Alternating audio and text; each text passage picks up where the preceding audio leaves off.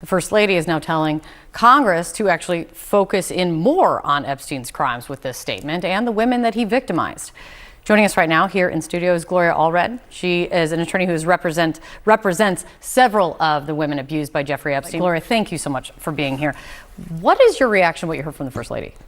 Well, first, I'm very glad that she suggested that it's important that Congress have a hearing and allow the survivors to testify. I'm in support of that. I know my client Alicia Arden and others would be in support of that. Of course, not all survivors agree with that, but I think it should be a choice for the survivors whether to testify or not. They should not be subpoenaed to testify. They should be invited to testify and to say whatever they want to say about their abuse by Jeffrey Epstein or anyone else they care to name. But I don't think they should be forced to answer questions. It should be their voice. It should be their day. And I also think it would be very helpful and important if the First Lady, Melania Trump, had an opportunity and a desire to go before the Congressional Committee, as Hillary Clinton did, and testify. And I think that would be very important. She feels she's been defamed. She denies any relationship with Jeffrey Epstein. She denies viewing any sex crimes against the survivors. And I think it would be important for her, as well as for the congressional record, to go ahead and volunteer to testify. I know the committee appears to would be welcome and open to having her testify. So let's make it happen. She did say in that statement, Jeffrey Epstein was not alone or didn't do it alone. I mean, she did say, talking about CEOs who have been brought down because of this. So there was quite a lot in her statement, but then you kind of run up against the reality of what we've seen so far and what you have been speaking out of what has happened so far. Yes, renewed attention on the Epstein files. Yes, Congress did act and the files are being released. But still, the accountability. I mean, you just kind of tick through the reality. You've got Democrats and Republicans who've been pushing for hearings that really have not happened. The Attorney General just got fired, essentially in part because of her failure to contain the fallout from the release of the files. And now the Justice Department is saying that Pam Bondi, now former Attorney General, does not have to testify because she's no longer in the post. And Ghislaine Maxwell remains really the one person who has faced true accountability around all of this. That's true. So do you think the First Lady's statement is a change moment, or hope will be lost?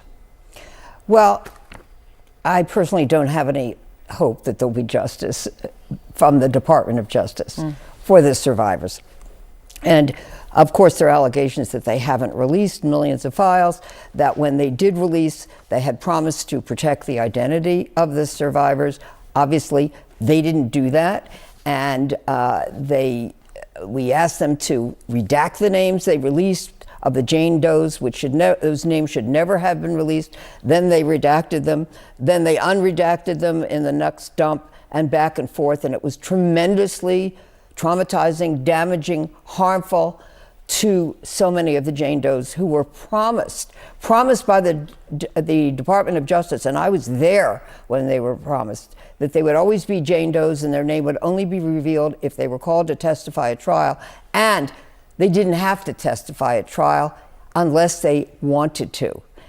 They would never be required to do that. That's why I'm suggesting the same arrangement for the Congressional Committee. And so let's leave it up to them. Let's let them get control of their lives, their pain, and what happened to them. I don't call it their story. Right. It's what happened to them. Yeah. Let's do that. And let's Melania take the lead and say, I will testify under oath. By the way, if she's being sued by anybody, she's going to have to testify under oath anyway. Let's have her do that with the same strength and commitment and courage that she showed yesterday when she went before the public to clear her name. I think I was just told by the control room, I think we have been able to connect with your client, Alicia Arden, one of the survivors of Jeffrey Epstein. Alicia, thank you so much. I'm sorry for the technical glitch here. I want to get, where is your head and your heart when you, this morning, in hearing this statement from the First Lady, from the White House? I'm really happy and really quite proud of Melania to call for a hearing, call for Congress to have a hearing. So then that lets, if we want to, if I want to testify before Congress about what Jeffrey Epstein did to me, the other victims can come with me. They can come and testify with me. I'm very happy that Melania is wanting to ask Congress for a hearing for us. So I would be very, very happy to testify before Congress. And I think it's really great that she's wanting to do that for us. Yeah, quite a moment. Alicia, thank you so much. Again, so sorry for these technical issues, but it's so important to see your face, hear your voice, as always. I really appreciate it. Gloria, thank you for being here. Thank you very much. I really appreciate it. A group of survivors then put out a statement saying that the First Lady was shifting the burden to them. They wrote in part, survivors of Jeffrey Epstein have already shown extraordinary courage by coming forward, filing reports and giving testimony. Asking more of them now is a deflection of responsibility, not justice. One survivor told CNN she is ready, though, to take the First Lady up on her offer. But she said that she'd like the opportunity to have the survivors testify under oath. No one's ever given us that. No one's ever said that before. What she also said was that the testimony would be sworn into congressional record. I think that's huge because what we're saying has to be taken seriously if it's sworn into congressional record. This is the first powerful woman, and she has a lot of power, coming forward and saying, I'm going to do something. This is what should happen. What I say is, okay, let's call your bluff. Joining me now in the group chat, Elliot Williams, CNN legal analyst and former federal prosecutor, Noel King and co-host and editorial director for the Today Explained podcast, and Zolan Kano-Young's CNN political analyst and White House correspondent for the New York Times. So this is not how I expected to end the week, given that we started the week with a threat against Iran's entire civilization. But here we are, and it was a politically vulnerable moment for the White House. They're in the middle of these negotiations with Iran. The inflation report is coming out today, probably not going to be ideal given fuel costs. And yet somehow the First Lady came out and made this statement. What was the reaction from the press corps? It was shocking. You know, we really didn't see this coming. No. I mean, we knew that there was going to be a press conference yesterday, but there was almost we were trying to report out what the actual topic would be. By the time the First Lady walked away from the podium, all the reporters at the press conference in unison were pretty much shouting, why now? Why now for this kind of defensive press conference that you would typically see almost after a story is published, linking a subject to a polarizing subject like this. And she was slamming false smears. And we should note that she has successfully, or the Trumps have, filed suit against news organizations, against book authors. So they have always wanted to be in front of this. This is so far in front, however, that Democrats didn't even know it was coming. I just want to play a few clips for you. In all of our conversations within the committee, there has never been a moment at which we, in any of the conversations I've been in, have called for Melania to testify. Honestly, if she wants to clear her name, she should come testify before a committee herself under oath. Because it's clear that that's what she was trying to do. What did she know? Did she know about any young girls being abused? Did she know of other men talking about the rape and abuse of these young girls? She has relevant information. If she didn't have relevant information, how could she say that Epstein was not acting alone? So the president has always denied wrongdoing. He has always said that he cut ties with Epstein before these allegations came to light.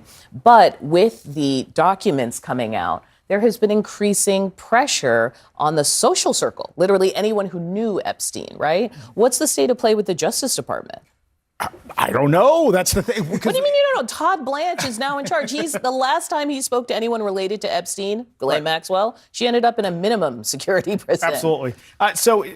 There is the Todd Blanche angle to this, but it's just hard to know because it's so inconsistent and incoherent what's coming out of the White House and the Justice Department here. I think the one thing that has happened right now is that the First Lady has brought more attention to this issue. Now, that's a good thing, certainly for the survivors, but not for the White House that I think wants to move on. If you think about if folks have heard the term Streisand effect, that simply by trying to suppress something, you make it more popular. If I say to you, please don't look at my pocket square right now, the first thing you do is look right here. Well played, because it's a nice one. It's a nice pocket square, but that's sort of what the First Lady did yesterday. She has now brought this right back into the spotlight, which I think puts the Justice Department in a very tough spot, but also the White House. And then speaking of look over here tactics, here are the amount of Truth Social posts the president put out in the aftermath of this statement about a variety of, frankly, very important topics. But I think that it was pretty clear that there was a sense of like, this is the most important thing. This is the most important thing. He doesn't appear to have known what she planned to do yesterday, which is super interesting, right? So But she has, since her film came out, it's very clear she's trying to establish what I thought was a brand difference. Yes. This feels like something else entirely, but tell me I'm wrong. I don't know. I mean, she sounded the thing. I watched her press conference 17 times just to see if I could glean something.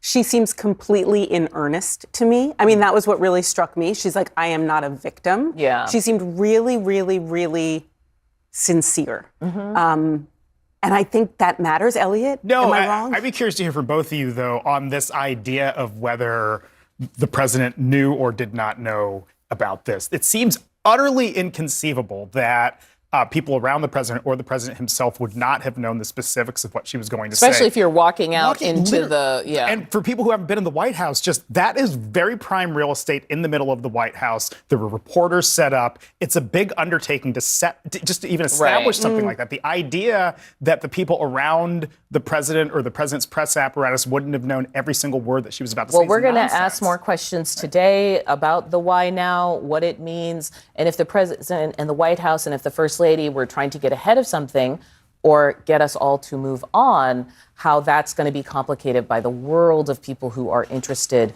in the Epstein files online.